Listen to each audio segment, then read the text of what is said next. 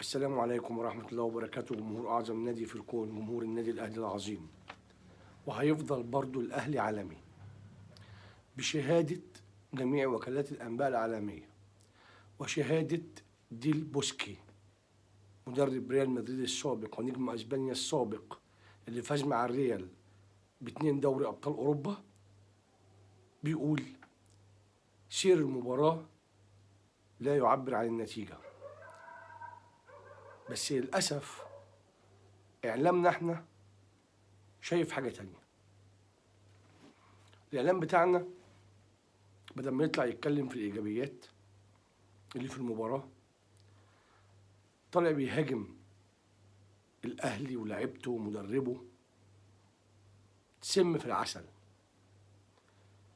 طلع علينا الأستاذ ميدو العالمي زي ما بيقولوا، ولو هو عالمي كان قبل ما يقول الكلام اللي قاله دوت إن الأهلي خايف من الريال مدريد، الأهلي لعب بخوف، كان شاف إحصائيات المباراة الأول. أنت لعيب كورة كبير يعني ما انتش صغير، شوف الإحصائيات. بس الغرض في نفسه يعقوب، غرض جوه نفسه، هو مش هو شايف ان الاهلي كويس، هو عارف ان الاهلي كويس، عارف ان الاهلي عمل مباراه شرف بيها مصر ورفع بيها راس مصر، هو عارف، لكن هو مش قادر يقول ده. فاعمل ايه؟ احط السم في العسل، لا مني بهاجم الاهلي وعامل نفسي خايف عليه وان المفروض كان يلعب كذا وكذا، وفي نفس الوقت هو بينتقد انتقاد بيهدم. قول يا اخي الايجابيات اللي في المباراه. يعني طب انا هقول لك على حاجه، انت النادي الاهلي في المباراه ليه 8 ركنيه. الفريق الخايف ده وصل منطقه جزاء ريال مدريد وجاب 8 ركنيه. الاهلي ليه 15 تسديده، في منهم 10 تسديدات من جوه الصندوق، من جوه الستة ياردة. ده الفريق الخايف. المباراه فيها 16 التحام هوائي، النادي الاهلي كسب منهم 11 التحام. ده الخايف، ده الفريق الخايف من وجهه نظرك اللي بيعمل الارقام دي قدام الريال مدريد. ريال مدريد اللي القيمة التسويقية بتاعته تفوق جميع أندية مصر، الدوري المصري كله. اللي لعيب زي جونيور فينيسيوس ب 100 مليون يورو، واحنا أغلى لعيب محترف في الدوري المصري ب 2 مليون دولار أو 2 مليون يورو. أنت مدرك أنت بتتكلم في إيه؟ مدرك النادي الأهلي بالإمكانيات المتاحة موجودة معاه ند بند قدام الريال؟ مدرك إن الأهلي 90 دقيقة النتيجة وصلت 2-1 وكان يعني فاضل له، يعني اقول ايه بس يا رب، كرة قفشه دي لو جت كانت بقت 2-2. مدرك يعني ايه كان الاهلي ممكن يرجع في المباراة 2-2 ومغلوب 2-0 من ريال مدريد؟ الاهلي ما بيخافش، الاهلي لعب مباراة للتاريخ. الاعلام بتاعنا الجهبذ اللي بوشين، اللي بيحب يزيف الحقائق، بينتقد كولر في طريقة اللعب. هجيب لكم مثل ان المقياس هنا مش ثابت، في ازدواجية في المعايير. موسيماني لما لعب قدام البايرن 3 في نص الملعب هجموه هجوم شرس. ازاي يلعب ب3 في نص الملعب؟ ازاي ما يهاجمش وهو خايف؟ دي مش شخصية الأهلي. ده كولر لعب بشخصية الأهلي 4-2-3-1. اتهاجم، ازاي ما لعبش ب3؟ اثبتوا لكم على مبدأ. النادي الأهلي لعب بشخصيته.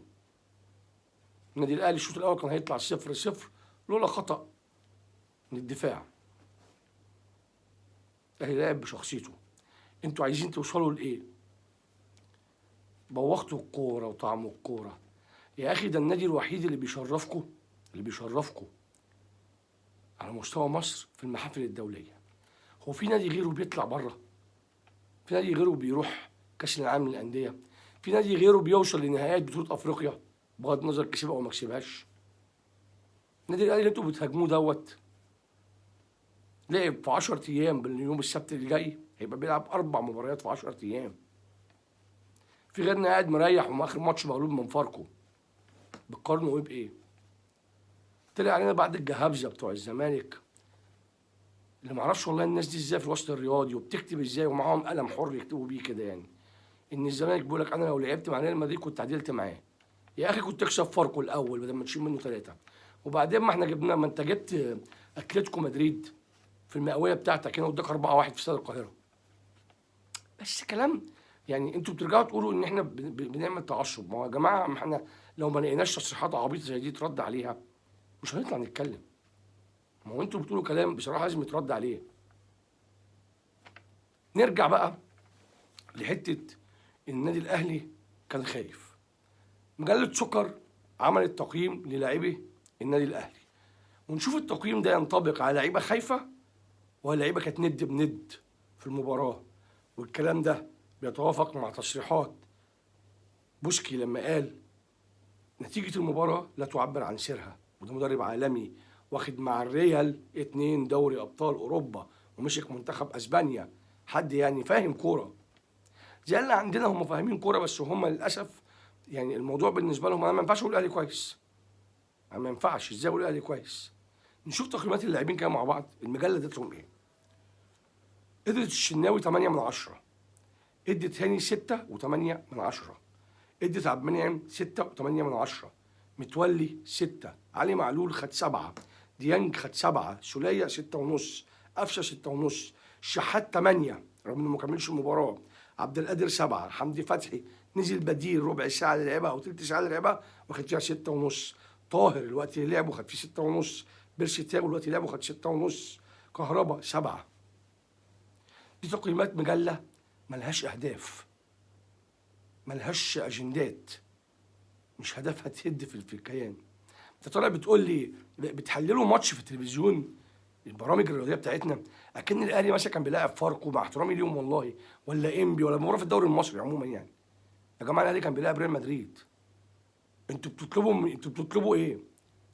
يعني انا النهارده لما بقى عندي لعيب قيمته التسويقيه 100 مليون وانا اغلى لعيب عندي 2 مليون، انتوا بتتكلموا في ايه؟ هو ابو 100 مليون جنيه ده اتدفع فيه الرقم ده ليه؟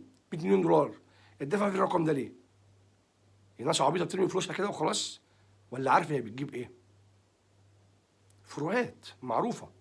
فكون ان الفروقات دي تبقى الفروقات الشاسعه دي موجوده واقف واصمد قدامهم بالشكل ده، انا الاعلام بتاعي يحييني، بلدي تسقف لي، مش يطلع يقول لك اتغلبوا واربعه ومش اربعه. انتوا بتتكلموا ازاي؟ انتوا شفتوا الماتش ازاي؟ شفتوه بانتمائكم، مش بعقلكم وبحياديتكم، بانتمائكم. للاسف احنا وصلنا لمرحله النهارده ان لما بيكون في فرقه بتلعب بره خلاص بقى الموضوع بالنسبه لنا ما فيش انتماء. ده كان في ناس بتشجع الريال يا جماعه، يعني انا مش عارف، انا مش قادر، مش عارف، انا مش عارف. في ناس كانت بتشجع ريال مدريد ضد الاهلي، مش زملكاويه يعني، عادي في الانتماء العادي يقول لك لا لا لا انا بشجع الريال. الناس فقدت هويتها للاسف. هو ده الفرق بين الناس اللي بره واعلام محايد وبيحلل المباراه كمباراه، وبين اعلام ليه اهداف. اعلام افسد الرياضه المصريه، افسدها بالفعل. طيب، كان في نقطه انا عايز اتكلم فيها تانية، انا ما اعرفش هل دي صفحات بقى عايز تعمل فتنه ولا ايه الموضوع. ان جمهور المغرب كان ضد الاهلي في المباراه اللي فاتت دي.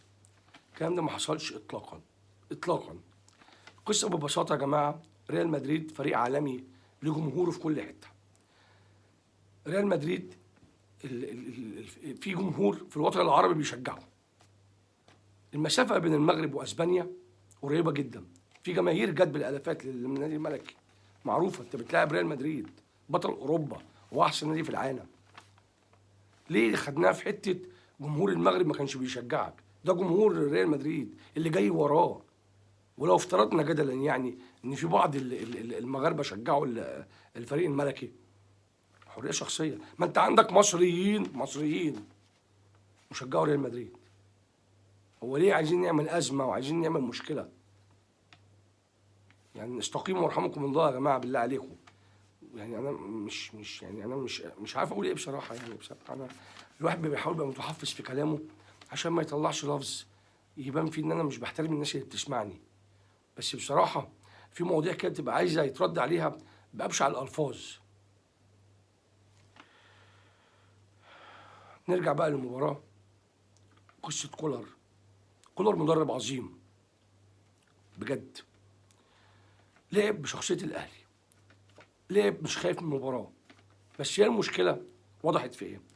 الراجل نادى كتير قوي، قال يا جماعه انا عايز مهاجم، عايز مهاجم. شريف على عيننا وراسنا، ابننا وكل حاجه، بس البطولات دي عايزه مهاجم سوبر. انت النهارده لو ما معكش مهاجم تقيل، لو ما قدرتش تسجل من انصاف الفرص هتستقبل. لو خدتوا بالكم من اهداف ريال مدريد، ريال مدريد جت لها 4 فرص، حطوا 4 فرص. المباريات الكبيره ديت مع الفرقه التقيله دي ما ينفعش تضيع فيها فرصه، ما ينفعش الكوره تجيلك تحطها. فهنا اتضح ان الاهلي محتاج في حاجه ماسه ضروري يعني لمهاجم سوبر، كان هيفرق معانا كتير قوي. لكن هو برضه في الاول والاخر التوفيق بتاع ربنا، مفيش لعيب في الفرقه اثر، كل الفرقه كانت نجوم. وشكرا كولر، احنا كنا دايما بنلعب الجبهه بتاعت علي معلول بس هي شغاله. كولر شغل الجبهتين يا جماعه. انا بقى عندي محمد علي والشحات، وعندي الناحيه التانيه عبد القادر وعلي معلول، الجبهتين شغالين. انا كان بيبقى ملعب الاهلي مايل ناحيه الشمال، فده راجل بيشتغل، راجل عامل فرقتين، وده مش هتحسوه الا لما نرجع من بطوله العالم ونبدا نلعب الدوري وافريقيا. هتحسوا يعني ايه فرقتين، هو عمل فرقتين. هتحسوا بيها في الكمين اللي عمله لنا اتحاد الكوره ورابطه الانديه في الجدول المضغوط، وده هنعمل له حلقه ونتكلم فيه لوحده. هتعرفوا الراجل ده عمل ايه. فاحنا عندنا فرقه ما نقلقش من اي حاجه. وبجد بجد شكرا للعيبه الاهلي، شكرا الف شكر والف تحيه، شرفتونا ورفعتوا راس الكره المصريه. اي حد تاني شايف غير كده يبقى يعني ورينا بقى هو ممكن يعمل ايه لما يكتبوا ربنا العمر بقى يروح هناك. يعني الناس اللي بتتكلم دي اصلا، طب يعني انا هقول لك على حاجه، يعني عربيه BMW بتسابق عربيه فراري، ايه دخل القارو في الموضوع؟ ما انا انت يعني انا مش فاهم انت ايه دخلك في الموضوع. انت رحت كاس عالم؟ تصريحات في منتهى الاستفزاز، في منتهى الاستفزاز، بمنتهى الامانه. يعني الناس بتتكلم بطريقه يعني اكن انا مثلا كنت بلاعب حرس الحدود ومطلوب مني اكسبه. اصل هي يا جماعه الدنيا معروفه، هي وخلقناكم فوق بعض الدرجات، هي واضحه، هي ما فيهاش ولا قصه شماته ولا مش شماته. هو النهارده لما بيجي الاهلي او الزمالك بيلعب في الدوري، هم مرشحين ليه؟ مرشحين لان هم الاثنين عندهم المقومات ان يكسبوا اي فرقه. وما بيحصل عكس كده بتبقى مفاجآت. فرقه وقفت ورا دفعت وطلعوا تسقفوا لها برافو وعملوا ماتش، وفرقه اتكومت ورا وما عملتش حاجه، ما طلعتش ما هجمتش وراحت متعادله. ده اللي مش طبيعي. لكن الطبيعي ايه؟ يعني أنا النهارده اما اجي يجي مثلا هكلمكم واقول لكم الزمالك لاعب حرس الحدود، نسبه الفوز كام المفروض؟ يعني 90% للزمالك، غير كده ده الصدفه اللي مش طبيعي. فانت بتطلب مني ايه؟ انا عملت مباراه كبيره قدام بطل العالم، جميع الصحف اشادت بيا، مطلوب مني ايه؟ حكموا عليكم شويه، بلاش شغل الغل والصفار اللي بتتكلموا بيه دوت. اعلامنا لازم يكون ارقى من كده شويه. مفيش حد اعلام محترم في مصر غير محمد شبانه. يكون في احترام شويه يا جماعه للعقول. ومعلش يا جماعه اعذروني ان انا بتكلم بالانفعال ده، بس بصراحه ردود الافعال جوه البلد حزنتني. ده مش نادي يهودي، ده اسمه النادي الاهلي المصري، بيلعب باسم مصر، بيشرف مصر. انتوا الهلال السعودي قناه اون سبورت كسب فريق فلامانجو، بعتوا له تهنئه على الهوا وعملوا بيان وتهنئه وبيان وبتاع. النادي الاهلي كسب اوكلاند وكسب سياتل الامريكي، ما حدش قال له انت ابن مين. هو في ايه؟ ده مش عدوكوا على فكره، ده فريق مصري. ربنا يصلح الاحوال. وان شاء الله باذن الله احنا في حلقه هنعملها مخصوص بخصوص الجدول المضغوط لمباراه النادي الاهلي. الموضوع زاد عن حده بصراحه، والجدول ده لو اتلعب هيتسبب في كارثه. الجدول ده هنشرحه لكم ان شاء الله في الحلقه الجايه، معبرين هناخد راي بعض فيها. واشوفكم على خير وتصبحوا على خير.